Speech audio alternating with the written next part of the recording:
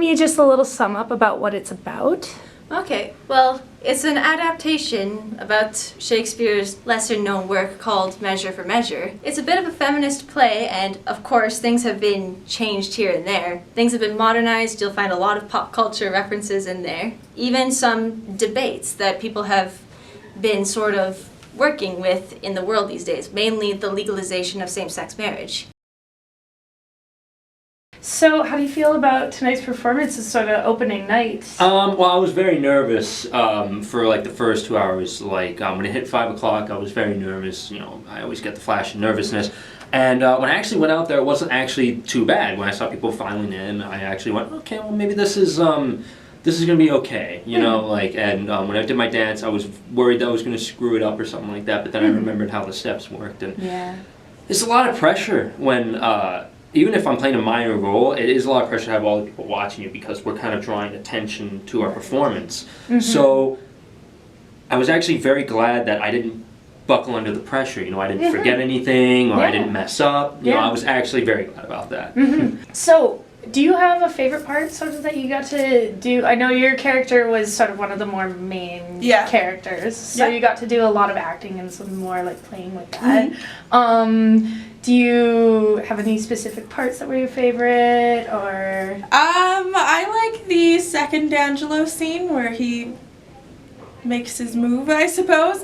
I think it's the most pinnacle part of the play, so it's kind of fun to be so high energy, even though it's not fun for the character. Those are kind of the good ones to play, and he's so sinfully villainous that it's interesting to play against.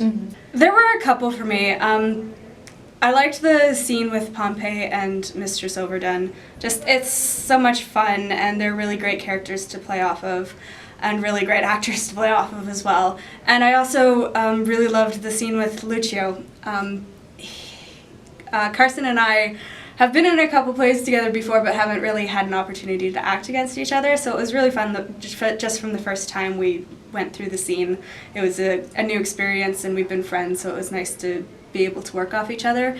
And I think Lucio's character, being a very sexual character, just plays off of Lady Aeschylus in a very interesting way. So it was really neat to work through that and what we were both trying to get from each other in that scene. It was actually like my first time performing, like honest theater production ever. Okay. So I'm really glad you loved it. Yeah. I tried my best, so. Do you feel like your other performances, I mean, some of those are a little bit smaller, but do you feel like some of that sort of prepared you a little bit? Totally, yeah. Like I don't know, it just helped me like relate to the audience and just deliver more, pick up the energy and all that kind of stuff. Awesome. So yeah, it totally helped me out a lot. If I were to pick something that wasn't the dancing in front of the poles, it would probably be the either the dowels or just walking around giving people jello shots and everything like that. And yeah, because I get to be more refined when I'm walking around. I could be more centered, but when I'm doing the dancing with the poles, I have to play different. I have to like turn into something else, which is a little weird, But I handled it pretty well. I actually enjoyed doing the waiting part the most. Did you have a part in making some of the costumes? Yes, I did. I was the wardrobe assistant. Okay. And I helped like make them and create them and sew them and fit them.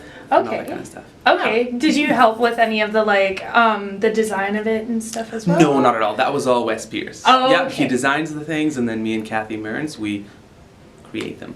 It was really great to get an audience in there. It's the last couple of dress rehearsals we've built a really strong show, and so it was just kind of sitting at a place, and so it went really well tonight. I think getting people in there in the room, getting responses to what we were doing was really excellent for the show and for all of us to move ahead with. With this play production, it's pretty much like nothing that the university's ever done before. And yeah, like I said before, the play kind of like pulls the rug underneath you. When you expect something else happens. I don't really recommend this play for anyone like under 10 because of course there are sexual references. Adult themes, yeah, for sure. That's totally It's like PG-13.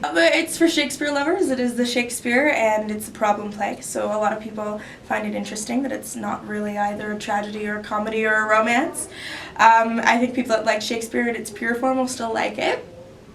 when you take Shakespeare and put it into a modern context, it does kind of open it up for people.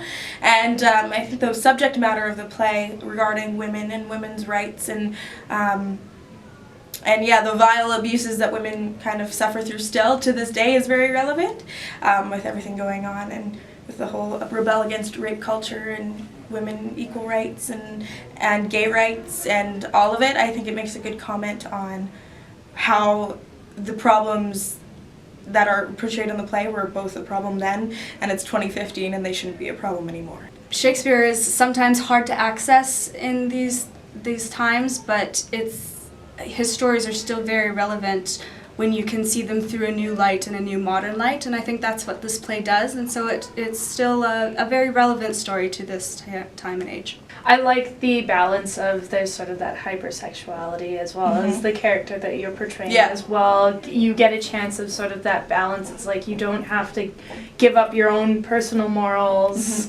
as well as you can still have that sort of freedom in the play. And in the original, in the end, Angelo and Duke is, I don't want to spoil too much, but two different people.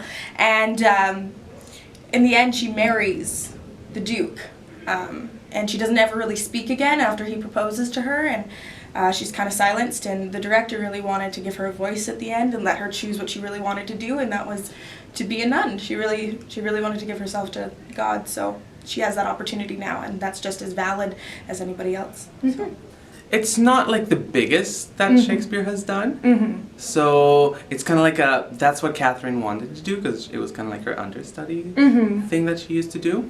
So she kind of, she just kind of took it and remeasured it in that way. Okay, so like she kind of introduced different like modern day pop culture icons like the Kardashians, Bill Cosby, all those kind of, figures of controversy, I guess, and kind of like translate it into the play to modernize it a little. Okay. So it kind of like reflects on today's world and the world back then. I think we've built a really good show, and with the audience now, especially in the opening and all through that, you get a whole new kind of energy from them, and it kind of lifts the play from what it was in rehearsals up into sort of a higher place and a more exciting place, and it's way more fun, and so I'm hoping we have good crowds for the next couple of nights so we can kind of share that relationship with them. Awesome.